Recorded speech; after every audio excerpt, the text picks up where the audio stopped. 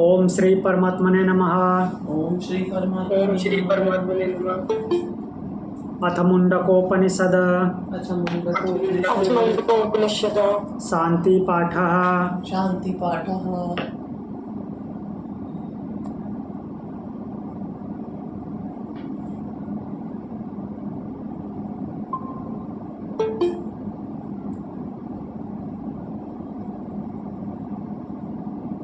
एक मिनट।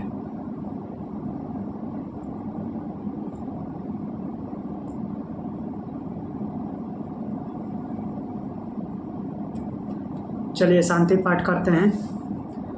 ओम भद्रं कर्णेभिः शृणुयाम देवा। ओम भद्रं कर्णेभिः शृणुयाम देवा। भद्रं पश्येमाक्षभिर्यजत्रा। भद्रं पश्येमाक्षभिर्यजत्रा। स्थिरैरङ्गैः तुष्टुवांसः तनुभिर्व्यसेमा देवहितं यदायुः स्वस्ति न इंद्रो वृद्धश्रवा स्वस्ति न पूषा विश्ववेदाः स्वस्ति नस्तार्क्ष्यो अरिष्टनेमि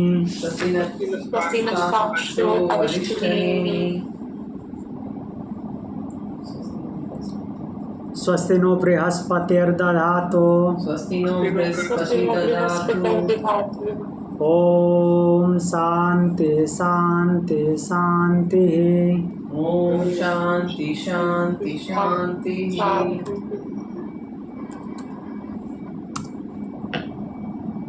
तो हम मूल पाठ पे चलते हैं।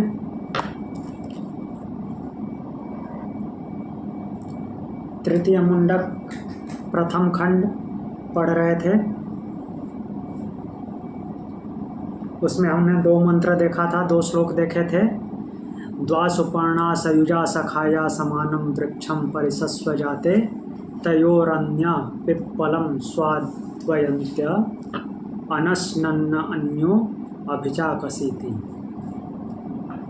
और दूसरा था समाने वृक्षे पुरुषो निमग्नो अनीसया शोचति मुह्यमाना जुष्टम यदा पश्यत्यन्यमीशम अस्य महिमानम इति वीतशोकः। तो 2 पक्षियों के माध्यम से जीवात्मा और परमात्मा को समझा रहे हैं महर्षि, और बोलते हैं कि 2 पक्षी जो कि एक समान दिखने वाले, जैसे लगता है कि एक में ही जुड़े हुए हैं, ऐसे सुंदर पंखों वाले पक्षी हम सखा भाव से रहते हैं। कहाँ रहते हैं? एक ही पेड़ पे रहते हैं, एक ही वृक्ष पे रहते हैं। उनमें से एक वृक्ष के सुख दुख रूपी फलों को चखता है, स्वाद चखता है अर्थात उनका भोग करता है। दूसरा बिना कुछ खाए अनस्नन्न, तो बिना कुछ खाए पहले वाले को देखता रहता है। तो और वो एक ही वृक्ष पर बैठे हुए में से एक जो है अनीस है, जो प्रकृति में लिप्त है, वो अनीस है, उसका अपना कोई बस नहीं चलता। और वो कभी शोक करता है, कभी मोह करता है, सुख दुख को भोगता हुआ कभी शोक करता है, कभी मोह करता है।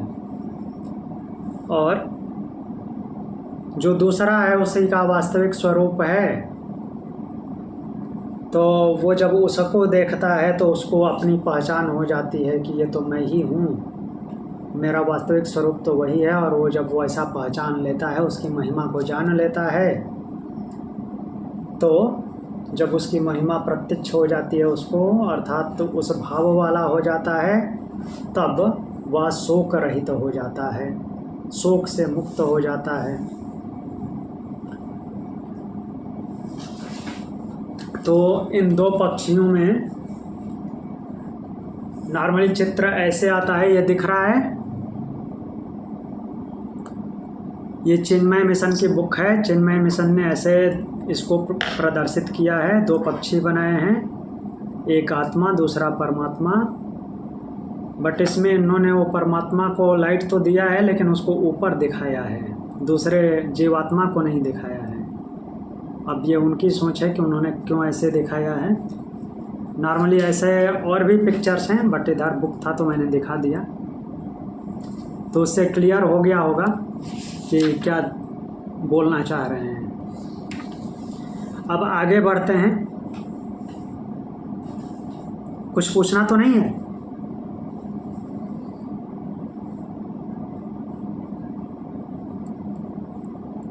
आगे तीसरे मंत्र पे बढ़ते हैं।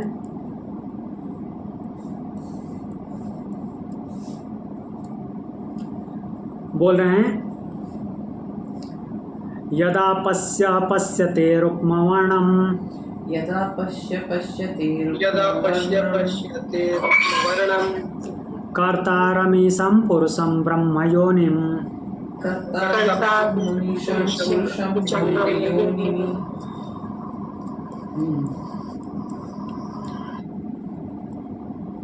तदा विद्वान् पुण्यपापे विधूय तदा पुण्य पापे विधूय निरञ्जनः परमं साम्यमुपैति निरंजनम परमं साम्यमुपैति। ओके, तो बोल रहे हैं कि यदा पश्यते रुक्मवर्णं कर्तारमीशं पुरुषं ब्रह्मयोनिं तदा विद्वान् पुण्य पापे विधूय निरंजनः परमं साम्यमुपैति। तो इस मंत्र के माध्यम से बोलना चाह रहे हैं, जो पहले अभी बात किए थे दो तरह के पक्षियों की, उसमें से जो जीवात्मा है वो अपने वास्तविक स्वरूप अर्थात परमात्मा को देखता है, उसको मूल रूप से पहचान लेता है, तो वो शोक और दुख सर्वदा शोक से रहित हो जाता है, सर्वथा शोक से रहित हो जाता है। अब वो क्या देख रहा है, तो उसी के परिप्रेक्ष्य में यहाँ बोल रहे हैं यदा पश्य, वह देखने वाला। कौन है देखने वाला? जीवात्मा। वो जो दृष्टा है वह जीवात्मा है। तो वह दृष्टा ईसम ब्रह्मयोनिम कर्तारम रुक्मवर्णम पुरुषा पश्यते। तो सबका जो ईश है, ईसम जो ईशित्व है जिसके पास अर्थात जो परमात्मा स्वरूप में है, दूसरा पक्षी ब्रह्मयोनिम, वो ब्रह्मयोनि है अर्थात जो उत्पत्ति करने वाला है उसका भी उत्पत्ति कारक वही है। उत्पत्ति करने वाला कहने का तात्पर्य यहाँ पे है जो अपर ब्रह्म प्रकृति के साथ मिलकर के सब कुछ क्रियाएं करवाता है। प्रकृति सारा निर्माण करती है लेकिन किसकी कृपा से? उस ब्रह्म की चेतना प्राप्त करके। तो वो अपर ब्रह्म स्वरूप में सब कुछ क्रिएट करने वाला है, और वो जो मुक्त अवस्था में वही है जिसके पास पूर्ण ईशित्व है, वो उत्पन्न करने वालों का भी उत्पन्न करता है, ऐसा माना जाएगा, क्योंकि वही शक्ति दे रखी जिससे प्रकृति सब कुछ निर्माण करती है और वो उसके ऊपर बैठा है, उसी की वो शक्ति है। तो इसलिए बोला गया है कि वो ब्रह्म योनिम अर्थात उत्पत्ति करने वालों का भी उत्पत्ति कारक है। कर्तारम संपूर्ण जगत का कर्ता है, रचना करने वाला है। रुक्मवर्णम, रुक्मवर्णम मीन्स दिव्य प्रकाश वाला है। पुरुषम, उस पुरुष को पश्यते देखता है। कौन? उस पुरुष को देख लेता है ये जीवात्मा। उस परमात्मा को जीवात्मा प्रत्यक्ष कर लेता है, देख लेता है अर्थात अनुभव कर लेता है।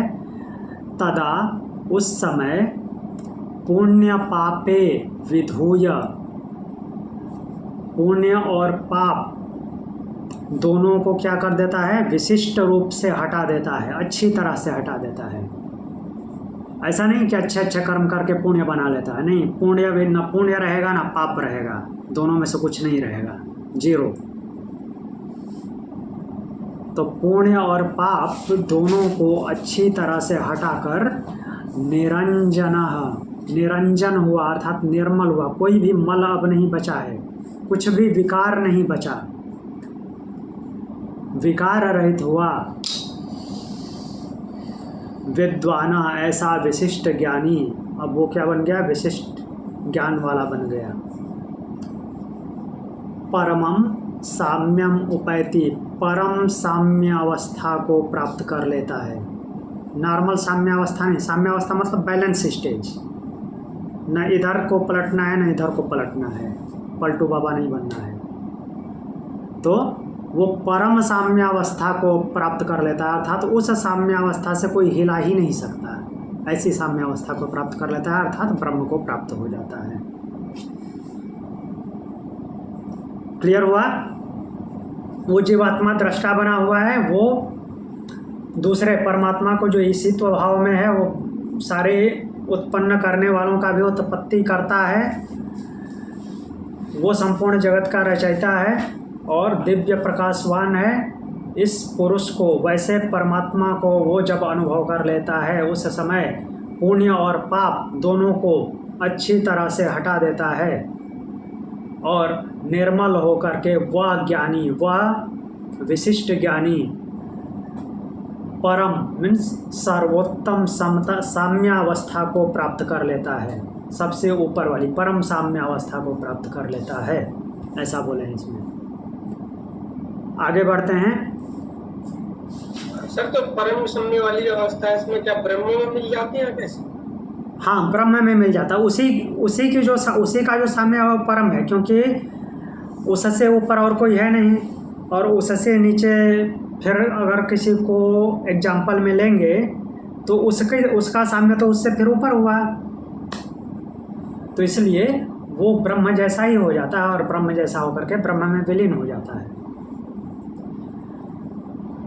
अब यहाँ आगे भी अब महर्षि अंगिरा की ये शैली है बार बार बातों को, एक ही बात को घुमा घुमा के अलग अलग तरीके से कहने की, तो जब तक ये मुंडक उपनिषद समाप्त नहीं हो जाता ऐसा आता रहेगा।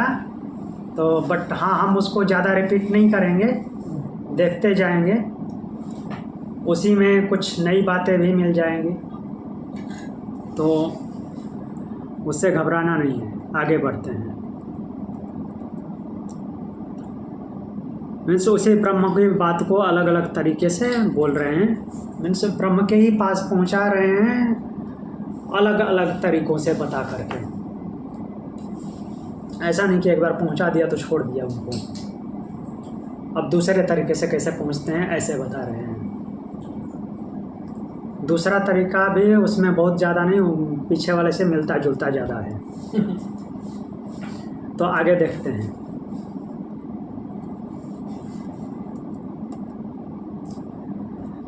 प्राणो ह्येष यः सर्वभूतैर्विभाति, प्राणो ह्येष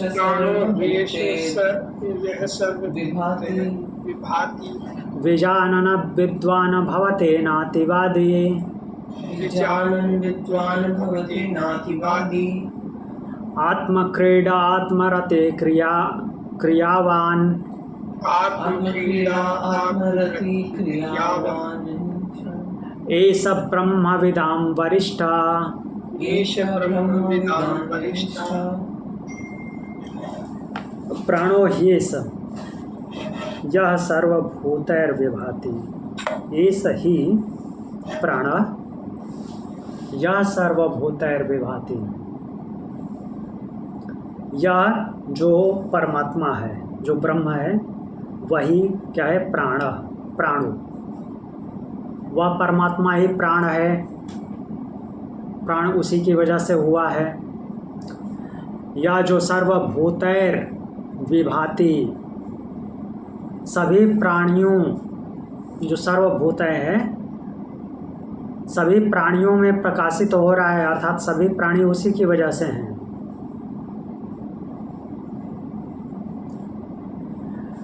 विजानन विद्वान अतिवादी न भवेत, उसको जानने वाला विद्वान, उस जीवात्मा को पीछे अभी विद्वान बनाए हैं ना, वो जान गया है उसको, तो वो कंटिन्यूटी बना के रखनी है जहाँ तक चलता है। तो उसको जानने वाला विशिष्ट ज्ञानी है, वो ऐसा विशिष्ट ज्ञानी विजानन उसको जानने वाला, उसको विशिष्ट रूप से जानने वाला विद्वान अर्थात ज्ञानी अतिवादी न भवते, अतिवादी नहीं होता। अतिवादी तो समझ में आता है, ज़्यादा बड़बोलापन नहीं होता, मीन्स बढ़ा चढ़ा के बोलने वाला नहीं होता, जो एक्चुअल फैक्ट है वही बोलता है। तो उसको जानने वाला विद्वान अतिवादी नहीं होता, बढ़ा चढ़ा कर बातें नहीं करता। और फिर आगे बोलते हैं कि क्रियावान आत्म क्रीड़ा, क्रियावान वो सब कुछ करता हुआ, ऐसा जो विद्वान है जो उसको जानता है वो सब कुछ करता हुआ आत्म क्रीड़ा, अपने आप में खेलता है, अपने आप में क्रीड़ा करता है, दूसरों के चक्कर में नहीं पड़ता, अपने आप में क्रीड़ा करता है, आत्मरति है, अपने आप में रमण करता है, अपने आप में खुश रहता है। दूसरों के द्वारा खुश किए जाना, दूसरों के द्वारा खुश किए जाने से उसका लेना देना नहीं होता। अपने आप में खेलता है, अपने आप में रमण करता है। जैसे भगवान बोलते हैं आत्मन्यवात्मना तुष्ट, अपने आप से अपने आप में संतुष्ट रहने वाला, वैसे ही यहाँ पे ये बोल रहे हैं आत्मक्रीड़ा आत्मरति, अपने आप में खेलने वाला, अपने आप में रमण करने वाला, किसी से कोई लेना देना नहीं। तो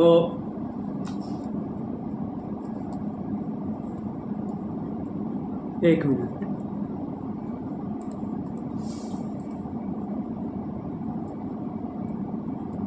तो अपने आप में खेलता है, अपने आप में रमण करता है, और ऐसा करता हुआ एस ब्रह्मविदाम वरिष्ठम, तो ऐसा जो विद्वान है जो अपने आप में क्रीड़ा करता है, अपने आप में रमण करता है, वह ब्रह्मविदाम वरिष्ठम, वो ब्रह्म को जानने वाले जितने लोग हैं उनमें वो वरिष्ठ होता है।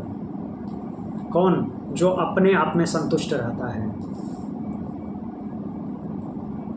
किसी से कोई लेना देना नहीं है। फिर से एक बार देखते हैं, यह प्राण ही परमात्मा, प्राण भी परमात्मा है, अर्थात प्राण उस परमात्मा की वजह से है, सभी प्राणियों में वही प्रकाशित हो रहा है। और उसको जानने वाला ज्ञानी अतिवादी नहीं होता, बड़बोला नहीं होता, और वो सब कुछ करता हुआ अपने आप में क्रीड़ा करता है, अपने आप में क्रीड़ा करता हुआ खुश रहता है, आत्मरति, अपने आप में रमण करता है, और उसको ये ऐसा करता हुआ वह ऐसा ब्रह्मविदाम, ब्रह्म को जानने वालों में भी वो वरिष्ठ होता है, श्रेष्ठ होता है। क्लियर? सर एक क्वेश्चन है यहाँ जी सर, ऐसी जब हम फिलॉसफी पढ़ते हैं तब हम क्रियावान ना होके शिथिलता प्रमोट कर देते हैं, और ये हमारे सभ्यता में होता भी आया है कि कुछ नहीं करेंगे, महान आत्मा है, बैठे रहेंगे, सब उनकी सेवा करेंगे। विज़ ये तो एक्शन भी तो लेना है ना, इसी स्थिति के साथ एक्शन लेना है ना, तो वो हमें बार बार कहीं ना कहीं आज की जनरेशन को बताना पड़ेगा ना। हाँ बिल्कुल बताना है। कहीं हाँ, जो लोग बताते हैं उनकी अपनी मना कल्पना या उनकी अपनी वो धारणा है, कहीं ऐसा लिखा नहीं। हम इतना उपनिषद पढ़ते आए हैं, भगवत गीता भी पढ़े हैं, कहीं ऐसा नहीं, कर्म शैथिल्यता के बारे में नहीं बताया है। कर्म करते रहना है, और भगवान ने तो ये भी बोला है कि कर्म किए बिना रह ही नहीं सकते। सभी कर्मों को करता हुआ है, इस श्लोक में भी बोल रहे हैं, कर्मों को करता हुआ अपने आप में क्रीड़ा करता है, अपने आप में रत रहता है। सभी कर्मों को करता हुआ ये एटीट्यूड रखना। हाँ जी, वो केवल भाव ऐसा होना चाहिए, अकर्तापन का भाव होना चाहिए। सभी कर्मों को करता हुआ अकर्तापन का भाव, मीन्स मैंने किया, मैंने ये कर दिया, मैंने वो कर दिया, ये नहीं, मीन्स ईगो नहीं होना चाहिए। सब कुछ करके भी उसको अकर्तापन के भाव से जीना, अर्थात निष्काम कर्म करना, सकाम कर्म नहीं, कामनाओं के साथ नहीं, सब कुछ करना है। बस वही यहाँ उलझे रहने में और मुक्त होने में केवल इतना ही अंतर है। वो दूसरा काम नहीं करेगा, काम वही है। जो यहाँ पे उलझने वाला है वो सकाम कर्म करेगा, और उसी कर्मों को जो निष्काम बना देगा वो यहाँ से मुक्त हो जाएगा। काम दूसरे नहीं होते।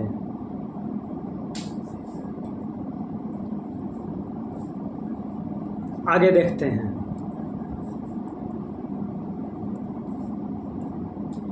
वो काम करने का भाव अलग होता है, एक सकाम होता है, दूसरा निष्काम होता है। अगला मंत्र देखते हैं। सत्येन लभ्यस्तपसा ह्येष आत्मा। चलिए पढ़िए। आत्मा साम्यज्ञानेन ब्रह्मचर्येण नित्यम्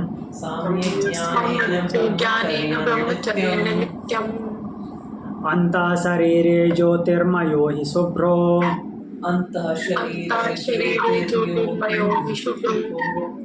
यं पश्यन्ति यतयः क्षीणदोषा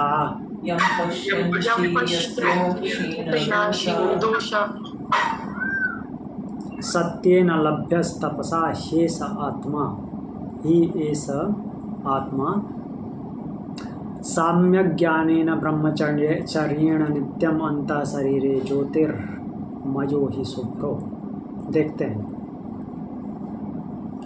तो ऐसा अंतःकरण ही ज्योतिर्मया शुभ्र आत्मा ही सत्येन तपसा ब्रह्मचर्येण सम्यक ज्ञानेन नित्यम लभ्य। तो यह अंतःकरण में, अंतः शरीर में जो ज्योतिर्मय, अंतः शरीर में ही ज्योति स्वरूप शुभ्र अर्थात बिल्कुल प्योर, कहीं भी कोई दाग धब्बा नहीं लगा है, आत्मा व आत्म तत्व परमात्मा ही शब्द आया है। निसंदेह सत्येन तपसा ब्रह्मचर्येण सम्यक ज्ञानेन नित्यम लभ्य। अर्थात सत्य से, तप से, ब्रह्म आचरण से और सम्यक ज्ञानेन, सम्यक ज्ञानेन मीन सम्यक ज्ञान से।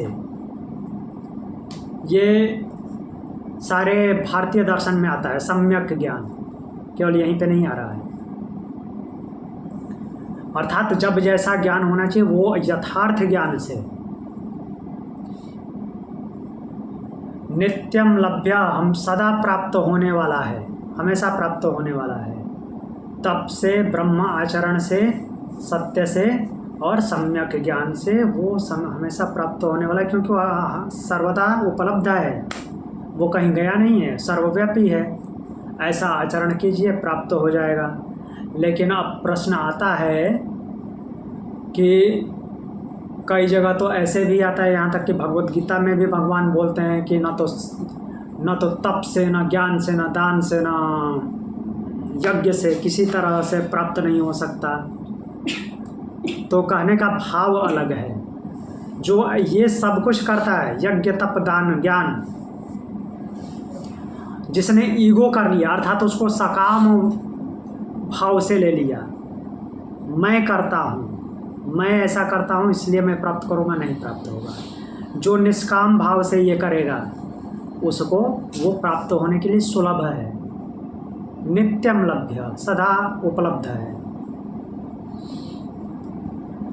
यम क्षीण दोषा यतय, देखिए क्षीण दोष शब्द आया है। यम क्षीण दोषा यतया पश्यन्ते,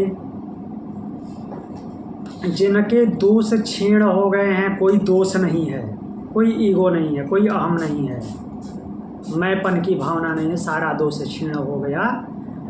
ऐसा यत्नशील साधक, ऐसा यतन करने वाला अर्थात ऐसा यति, यति मतलब जो जिससे जो सब कुछ से मुक्त हो गया है, कोई अहम भाव नहीं है, तो वो उसको पश्यन्ति देख लेता है, उसका अनुभव कर लेता है। इसी अंतः शरीर में रहने वाला प्रकाश स्वरूप विशुद्ध परमात्मा निसंदेह सत्य से, तप से, ब्रह्म आचरण से और सम्यक ज्ञान से सदा लभ्य प्राप्त करने के योग्य है। वो प्राप्त होने वाला है, हमेशा प्राप्त हो जाएगा अगर ऐसा आचरण करेंगे तो। फिर बोलते हैं कि जिसका क्षीण दोष क्षीण हो गया, कोई अब दोष बचा ही नहीं है, ऐसा यति अर्थात ऐसा साधक उसको पश्यन्ति देख लेता है, अर्थात अनुभव कर लेता है। क्लियर?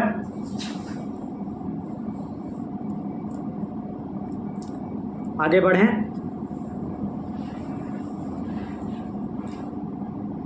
अगला मंत्र देखते हैं। ये जो जैसे निष्काम बोल रहे थे, निष्काम भाव से काम करना, हाँ, उसमें मतलब कैसे व्यक्ति काम कैसे करेगा? उसने काम किया, अब काम जैसे सकर्म है तो उसको निष्काम भाव से कैसे, मतलब कैसे बोलेंगे उसको? निष्काम भाव से करने का मतलब कि काम वो सब कुछ काम आप सब कुछ करोगे, ठीक है, और सामान्य जीवन में काम प्लानिंग करके ही करो, क्योंकि आप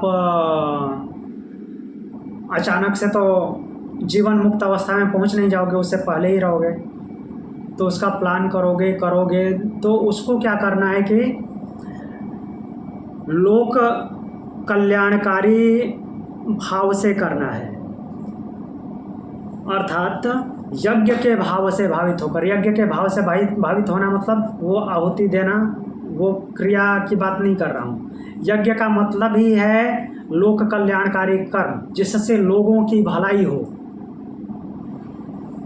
तो भगवान भी बोलते हैं कि ऐसा यज्ञ करने वाला जो कुछ उस यज्ञ का फल प्राप्त होता है उसको सब में वितरित करके और जो बचता है उसका भोग करता है, तो वही वास्तव में एक तरह से निष्काम कर्म करने वाले की कैटेगरी में, अर्थात वही योगी है, वही तपस्वी है। और जो बिना किसी में वितरित किए, अर्थात बिना लोक कल्याण का कार्य किए यज्ञ से प्राप्त फल को खुद ही खा लेता है, अर्थात लोगों में वितरित नहीं करता, जिसको जो मिलना चाहिए वो हिस्सा नहीं देता, तो वो चोर है, इस तरह से बोलते हैं वो। एक मिनट, वो श्लोक मैं देखता हूँ। चैप्टर 3 का 12 नंबर श्लोक है। इष्टान भोगान ही वो देवा दास्यन्ते यज्ञ भाविता तद तैर्दत्तान प्रदायेभ्यो यो भुक्तेन स्तेन एव सह। इष्टान भोगान ही वो देवा दास्यन्ते यज्ञ भाविता, यज्ञ से भावित होकर के, मीन्स यज्ञ करने के बाद जो इष्टान भोगान, इष्ट भोग प्राप्त होता है, तो इष्ट भोगों को तैर दत्तान प्रदायेभ्यो, जिसको जो देना है उसको दे करके, यो भुंक्तेन, उसको फिर ग्रहण करना चाहिए, और जो नहीं देता है तैर दत्तेन प्रदायेभ्यो, वो भुक्तेन, जो खुद ही खा लेता है, स्तेन एवसा, स्तेन मीन्स चोर, और स्तेय और अस्तेय आपने पढ़ा होगा। स्तेय जो पंच महाव्रत होते हैं, जो हाँ यम के भी पाठ हैं अष्टांग योग में, तो उसमें अस्तेय मतलब चोरी ना करना होता है, स्तेय मतलब चोरी करना, तो वही स्तेन शब्द है। स्तेन एवसा, वह जो वितरित नहीं करता, किसी में खुद ही खा लेता है, वो चोर है। तो उसके भाव निष्काम नहीं हुए, वो केवल अपनी जेब भरने के चक्कर में, अपना पेट भरने के चक्कर में है। तो वैसे कर्म करना है कि जिसमें अपनापन की भावना ना हो, कि मैंने किया ये भाव नहीं जताना है। वो सब कुछ वितरित करने के बाद, भले ही वो सारा काम आपने ही किया हो, आपकी ही वजह से वो रिजल्ट आया हो, और उसका भोग जिनको जिनको करना चाहिए उनको आपने वितरित कर दिया, दे दिया, उसके बाद जो बचा उसका भोग किया, तो वो निष्काम भाव से भोग करना हुआ। ये सब डे टू डे लाइफ में ऐसे वितरण करने में मतलब कैसे आएगा ये समझा? हाँ, डे टू डे लाइफ में भी जिसके लिए आप, जिसके प्रति, जिसके लिए काम करना, वो भी एक अहंकार हो गया। मीन्स जो आपके आश्रित हैं, आश्रित का मतलब केवल बाल बच्चे ही नहीं होता, जिनके लिए आप काम करते हो, जिस ऑर्गेनाइजेशन में काम करते हो, या ऐसे भी नॉर्मल घर से भी जो काम करते हो, तो उसमें से कुछ ना कुछ हिस्सेदारी दूसरों की बनती है, परोक्ष रूप से या प्रत्यक्ष रूप से। वो उनको मिलना चाहिए। आपके दिमाग में कभी ये नहीं आना चाहिए कि सब कुछ मेरा हो जाए, तो वो निष्काम भाव हुआ। ठीक है जी, समझ। और जैसे दिमाग से भी आपने सोचा चलो वो नहीं है, आज नहीं है तो उसको क्यों देना, उसका हिस्सा भी अपने ही पास रख लेता हूँ। उसको कौन सा पता चलने वाला, और पता चलेगा कि तो उसको ज़रूरत नहीं, मांगेगा थोड़ी, तो एक प्रकार से चोरी। हाँ, वो चोरी है, स्टे है। हाँ, वो आपने चोरी कर लिया।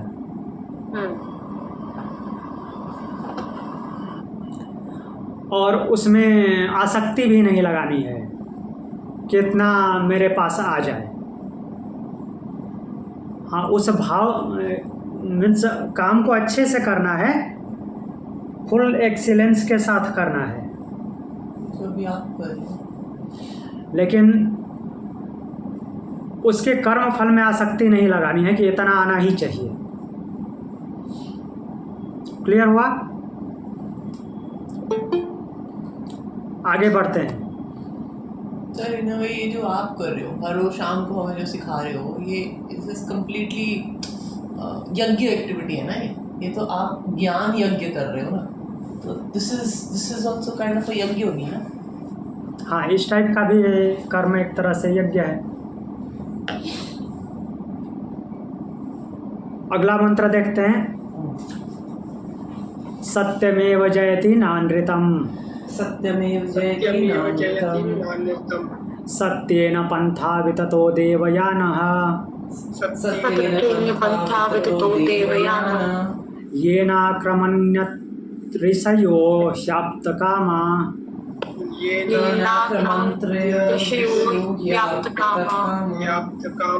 यत्र तत्सत्यस्य परमं निधानम्,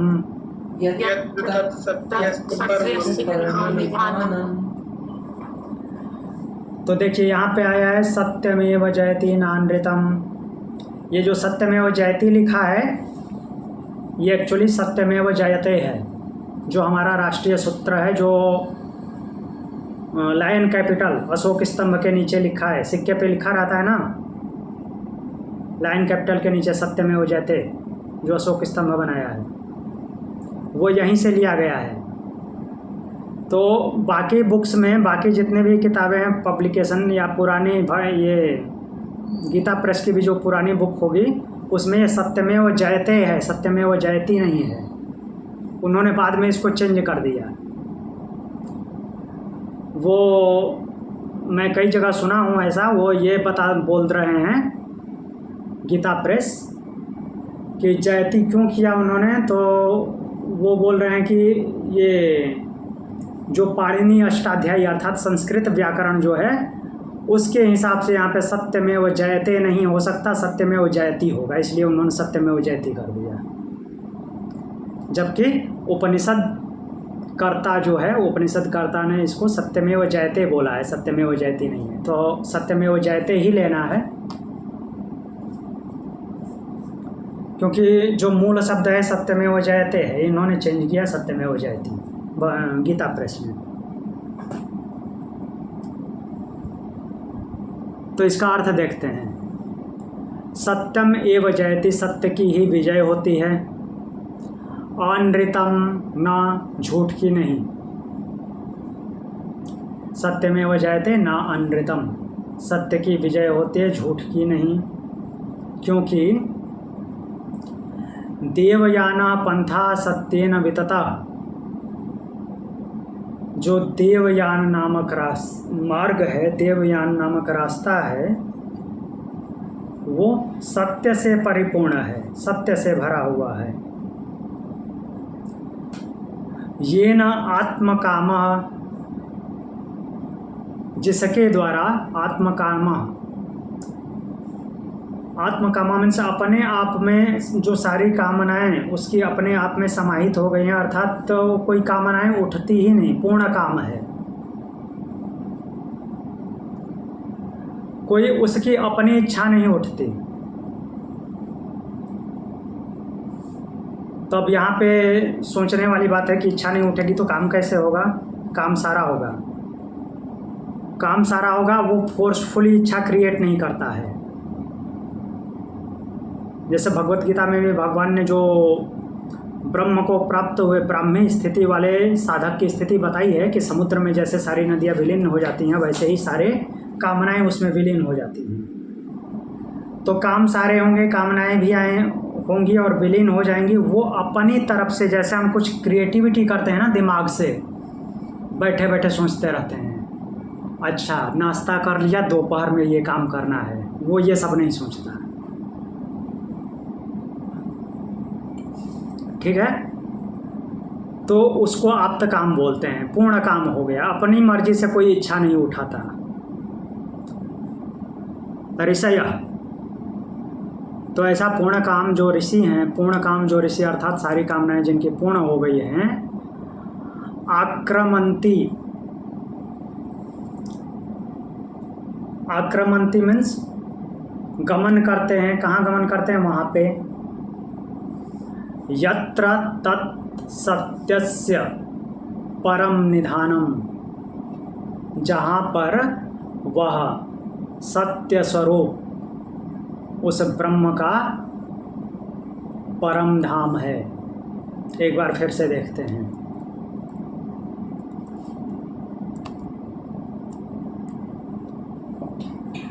सत्यमेव जयते नानृतम, सत्य की ही विजय होती है, झूठ की नहीं।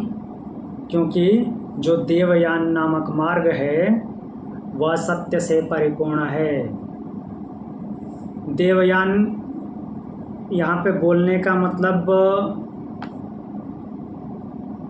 एक तो उत्तरायण ले सकते हैं, और वहाँ पे भी देवयान बोलने का मतलब ये नहीं कि देवताओं के पास जाने वाला। देवताओं का देवयान बोलने का मतलब कि ऊपर की तरफ ले जाने वाला, ऊर्ध्वगमन कराने वाला मार्ग सत्य से परिपूर्ण है।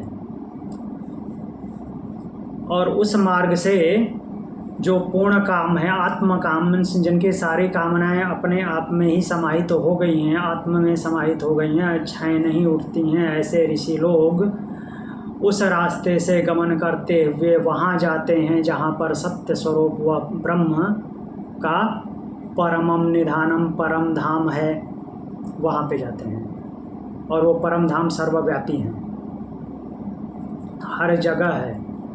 आपको केवल वैसा बनने की ज़रूरत है। जैसे इसी दुनिया में अलग अलग लोगों की दुनिया अलग अलग होती है, ये दुनिया एक दुनिया नहीं है। जैसा आप वैसी आपकी दुनिया, वैसे ही वो परम धाम सर्वत्र है, लेकिन सबके लिए नहीं है। जो वैसा होगा, पूर्ण काम होगा, उसके लिए है। क्लियर?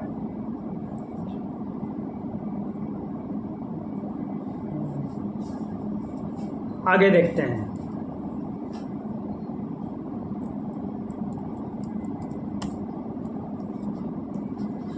बृहच्च तद्दिव्यमचिन्त्य रूपम्,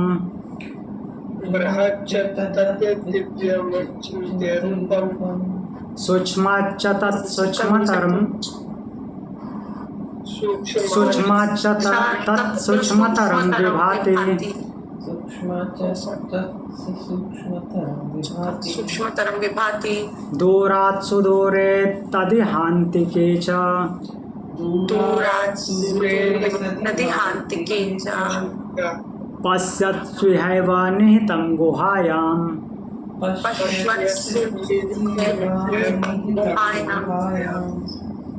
हाँ गौरांग जी बीच में कुछ बोल रहे थे क्या? नहीं सर। ओके ठीक है। बृहच्च तद्दिव्य रूपम, दिव्यम अचिंत्य रूपम। तो तत् उसके लिए है, ब्रह्म के लिए, वह ब्रह्म, परब्रह्म। बृहत्, बृहत् मतलब विस्तृत, दिव्यम दिव्य, और अचिंत्य रूपम, अचिंत्य स्वरूप है जो चिंतन में नहीं आता। वह परब्रह्म बृहत् है, विस्तृत है, दिव्य है और चिंतन में नहीं आने वाला है, उसका चिंतन नहीं हो सकता।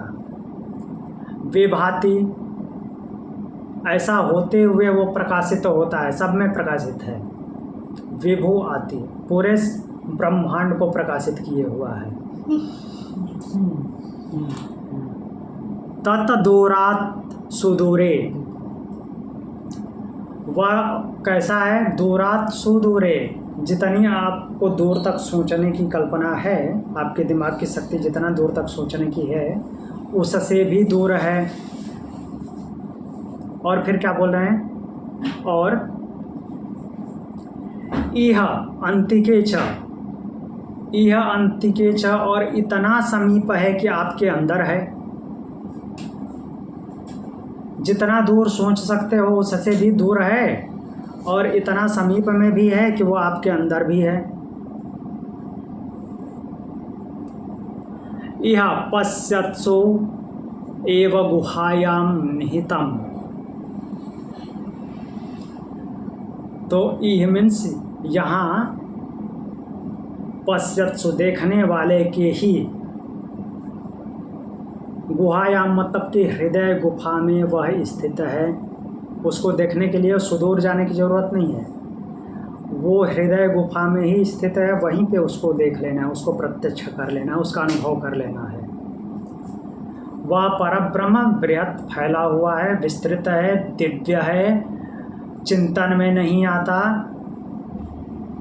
तथा वह सूक्ष्म से भी अति सूक्ष्म है, सूक्ष्म से भी अति सूक्ष्म है। ऐसा होते हुए पूरे विभु को, पूरे ब्रह्मांड को प्रकाशित करता है, दूर से अत्यंत दूर है, और इतना समीप है कि वो अपने अंदर में, इस पिंड के अंदर है। यहाँ पर उसको देखने वाला उसको अपने हृदय गुफा में ही स्थित अनुभव कर लेता है। क्लियर?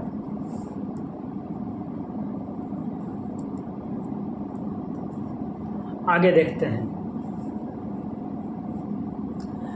न चक्षुषा गृह्यते नापि वाचा, न चक्षुषा गृह्यते नापि वाचा, नान्यर्देवैस्तपसा कर्मणा वा, नान्यर्देवैस्तपसा कर्मणा वा, ज्ञानप्रसादेन विशुद्ध सत्वं सत्वः ज्ञानप्रसादेन विशुद्ध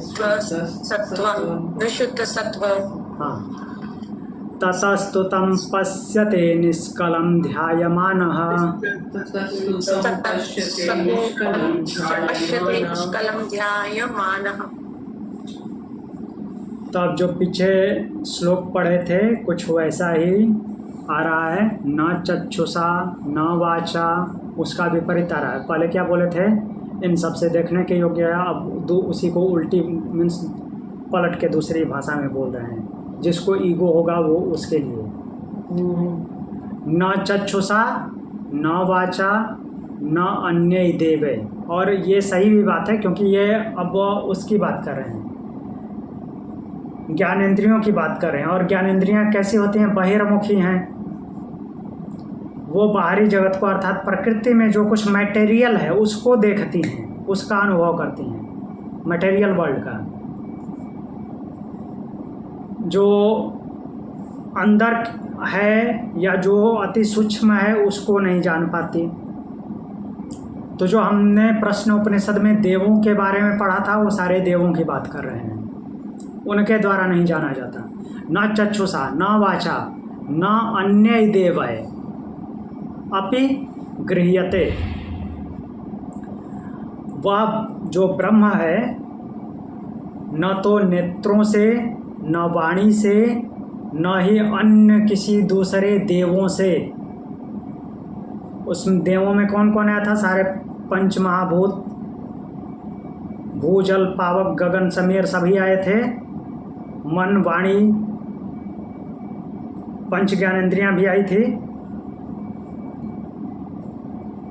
तो इन सभी देवों के द्वारा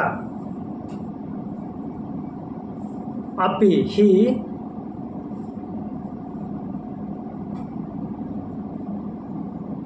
ग्रहण करने में आता है। मीन्स इन सभी देवों के द्वारा इनमें से किसी के भी द्वारा वो ग्रहण नहीं किया जा सकता, प्राप्त नहीं किया जा सकता। न आँख से, न वाणी से और न ही दूसरे देवों के द्वारा ही ये ग्रहण करने में आता है, अर्थात ग्रहण करने में नहीं आता, किसी से भी ग्रहण नहीं होता। तपसा व कर्मणा, और फिर क्या बोल रहे हैं, तप से अथवा कर्म से भी ये ग्रहण नहीं किया जा सकता। इसमें न नहीं लगाया तो पीछे वाला न इसमें ऐड हो जाएगा, जुड़ जाएगा। केवल उनसे ही नहीं, केवल देवों और इंद्रियों से, नेत्र वगैरह से नहीं, तप और कर्म से भी नहीं उसको प्राप्त किया जा सकता। तपस्या करके अर्थात द्वंद्व सहन से, और सकाम कर्मों से, कर्म का मतलब सकाम कर्म से उसको प्राप्त नहीं किया जा सकता। तम निष्कलम, वह जो कि कलाओं से रहित है, वह जो कि कलाओं से रहित है, कोई कलाएं नहीं है उसके पास, वह ब्रह्म तो विशुद्ध सत्वः तत् ध्यानमानः ज्ञान प्रसादेन पश्यते। तो जब साधक का अंतःकरण अच्छी तरह से शुद्ध हो जाता है, विशिष्ट रूप से शुद्ध हो जाता है, शुद्ध और सत्व में आ जाता है, कोई पाप नहीं रहता, कोई कपट, कोई छल नहीं बचता उसमें, ततः उस विशुद्ध अंतःकरण से, जब वो विशुद्ध अंतःकरण वाला हो जाता है, सत्व वाला हो जाता है, तो उसके द्वारा ध्यान माना, ध्यान किया जाता हुआ, ज्ञान प्रसादेन, जब ज्ञान का प्रसाद मिलता है, अर्थात ऐसा निर्मल होने पर वह ज्ञान प्राप्त हो जाता है, जिसको योग दर्शन में महर्षि पतंजलि ऋतंभरा प्रज्ञा बोलते हैं। रित से भरी हुई प्रज्ञा, अर्थात सत्य से भरा हुआ ज्ञान। तो ऐसे ज्ञान का प्रसाद मिलता है तो उससे पश्यते, उसको देखा जाता है, अर्थात उसका अनुभव किया जाता है। वो साधक उससे उसका अनुभव करता है जब ज्ञान का प्रसाद मिलता है। तो एक बार और देखते हैं, न चक्षु, न आँख से, न वाणी से और न ही दूसरे अन्य देवताओं के द्वारा वो ग्रहण किया जाता है, तप से भी नहीं मिलता, कर्मों से भी नहीं मिलता। जब वह जो निष्कल है, अर्थात कलाओं से रहित है, ऐसा विशुद्ध, ऐसा वो ब्रह्म विशुद्ध अंतःकरण वाले जो सत्व वाला साधक है, उसके द्वारा ध्यान किए जाने पर जब ज्ञान का प्रसाद होता है, अर्थात उसको ज्ञान प्राप्त होता है, निर्मल ज्ञान होता है, तो उसके द्वारा वो अनुभव कर लेता है। क्लियर? आगे बढ़ते हैं।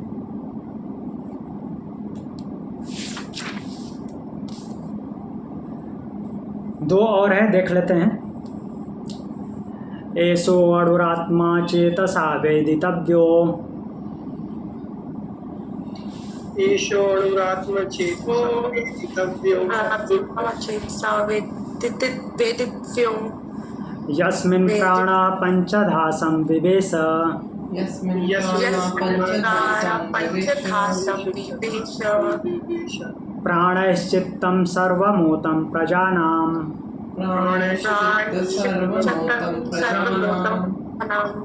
यस्मिन् विशुद्धे विभवति सात्मा,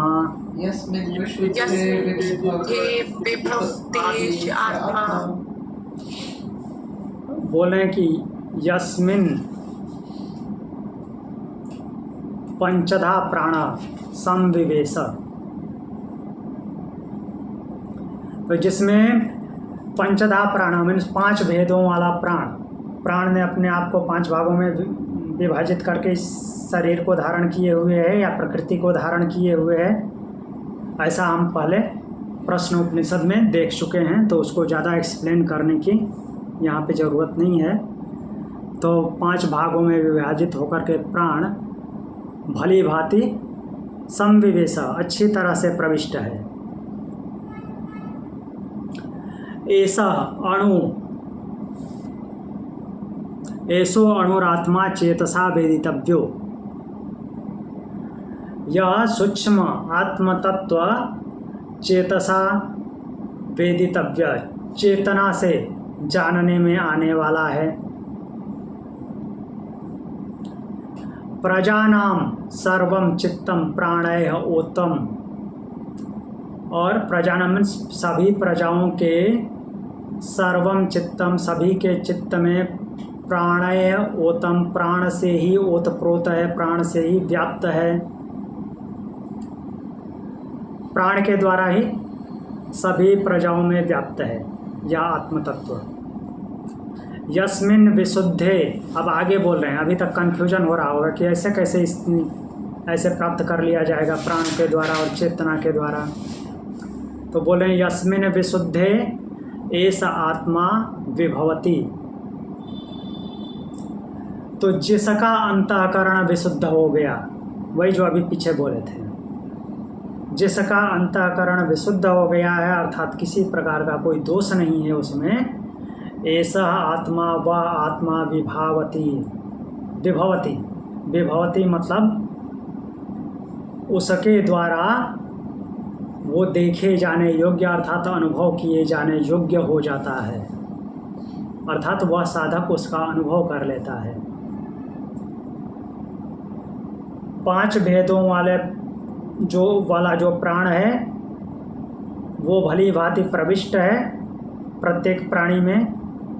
ऐसा सूक्ष्म आत्मा, और वह जो सूक्ष्म आत्म तत्व है, चेतसा वेदितव्यम, चित्त से जाना जाने वाला है, चित्त से जानने में आने वाला है। लेकिन कैसा चित्त होना चाहिए उसको आगे देखेंगे। प्रजानाम सर्वम चित्तम प्राणय ओतम, और सभी प्रजाओं के चित्त में, सभी प्रजाओं का जो चित्त है प्राण से ही व्याप्त है, अर्थात प्राण का हर जगह वास है और उसी की वजह से वो आत्मा भी वहाँ पे व्याप्त है। या ऐसे बोल लीजिए कि आत्मा और प्राण दोनों साथ साथ हैं। यस्मिन विशुद्धे अंतःकरण, यस्मिन विशुद्धे, जिसका अंतरात्मा विशुद्ध हो गया है, तो ऐसा आत्मा, यह आत्म तत्व अर्थात वह परमात्मा, विभावती उसके जानने में आता है, अर्थात वह साधक उसका अनुभव कर लेता है। अगला एक देख लेते हैं, लास्ट है। यम यम लोका मनसा संविभाति, यम यम यम लोकम लोका मनसा संविभाति, संविभाति विशुद्ध सत्व कामयते यांश कामान, विशुद्ध सत्व कामयते यांश कामान,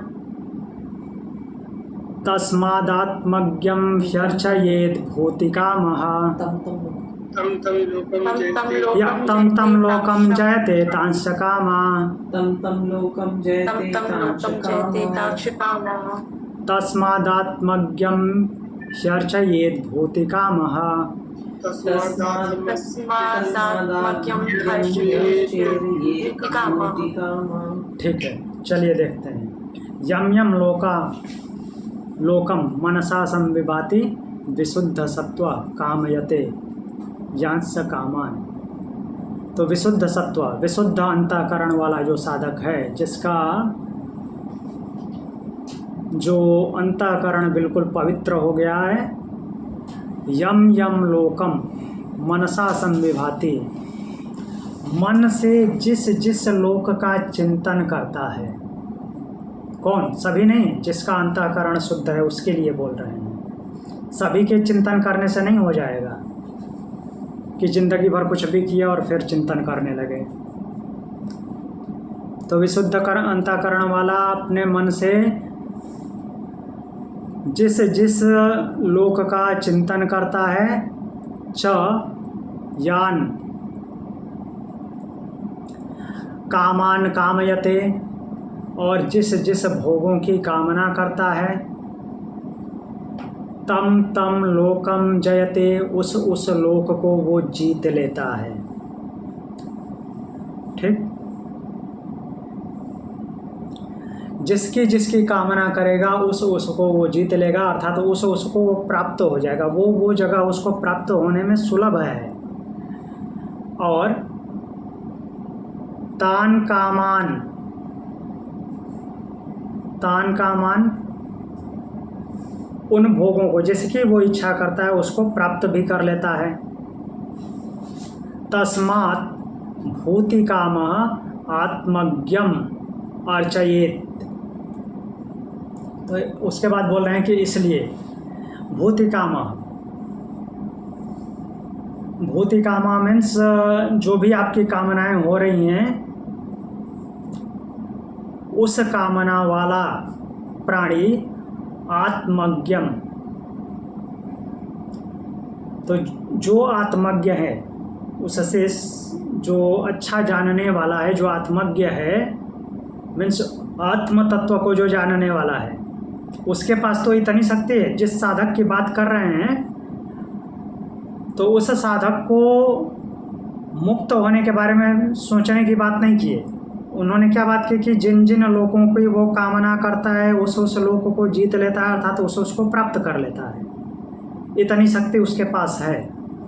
तो उसको आगे क्या गाइडलाइन दे रहे हैं कि ऐसी कामना मीन्स जिसके पास इतनी शक्ति है उसको क्या करना चाहिए।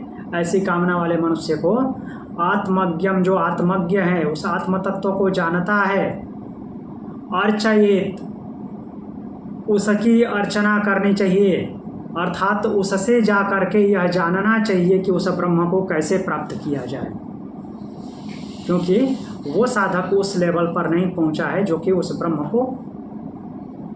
ब्रह्म का मार्ग जानता है। मीन्स उसका अभी उसको पता नहीं है, लेकिन इतनी शक्ति है उसके पास कि जिसकी इच्छा करता है उसको प्राप्त कर लेता है। मीन्स उसको सिद्धियां प्राप्त है, इतना वो उसका लेवल हाई है। तो जो महर्षि पतंजलि अपने योग दर्शन का विभूति योग में बहुत सारी सिद्धियों की बात किए हैं, तो वो विभूतियाँ इसी कैटेगरी में आती हैं। जैसे कि बोल रहे हैं कि जिस लोक को चाहता है, जिस लोक की कामना करता है उसको प्राप्त कर लेता है। स्वाभाविक सी बात है, जब सिद्धियाँ हैं तो प्राप्त करेगा, लेकिन उसको उसमें उलझना नहीं है, उससे पार जाना है। और उससे पार जाने के लिए क्या करना है कि जो आत्मज्ञ हैं, उस आत्मस्वरूप ब्रह्म को जानते हैं, उनको अर्चयिए, तो उनकी अर्चना करनी। अर्चना मतलब कि प्लेट में वो दीपक जला के या अगरबत्ती लगा के ऐसे आरती नहीं उतारनी है। हाँ, जिस सेवा के योग्य है वो वैसी सेवा करके, जैसे ऋषि के पास जाते हैं ज्ञान के लिए तो समिधा लेके जाते हैं, वो एक प्रकार का वो डेकोरम है और प्रोटोकॉल है।